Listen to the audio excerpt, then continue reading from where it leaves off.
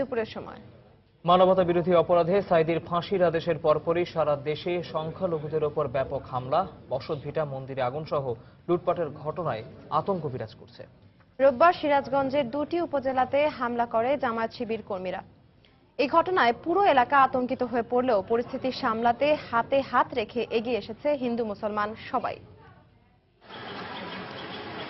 রোববার জামায়াতে ইসলামের ডাকা হরতাল চলাকালে দিনে দুপুরে জামায়াত শিবিরের লোকজন হামলা চালায় সিরাজগঞ্জের এনায়েতপুরের গোপীনাথপুর, রূপসী, বেতিল, মামুদপুর গ্রামের 7টি মন্দিরে। এ সময় তারা প্রতিমা ভাঙচুর করে। আত্মরক্ষার জন্য পালিয়ে যায় এসব গ্রামের নিরস্ত্র সংখ্যালঘু পরিবারের সদস্যরা। যখন এরা এই মিছিল নিয়ে বাড়িতে চলে আসলো, তখন আমরা বাড়িতে দুয়ারে খাড়া আসছিলাম।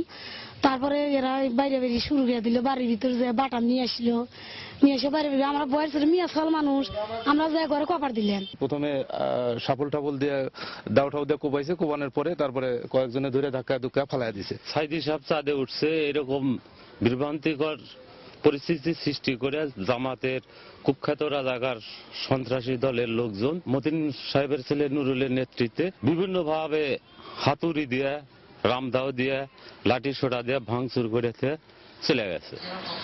প্রশাসনের পক্ষ থেকে দোষীদের বিরুদ্ধে আইনানুগ ব্যবস্থা নেওয়ার আশ্বাস দেওয়া হয়েছে। এ বিষয়ে আমরা মামলা প্রক্রিয়া অব্যাহত আছে এবং অপরাধী যারা প্রকৃত অপরাধী তাদের গ্রেপ্তার প্রক্রিয়া চালাচ্ছি।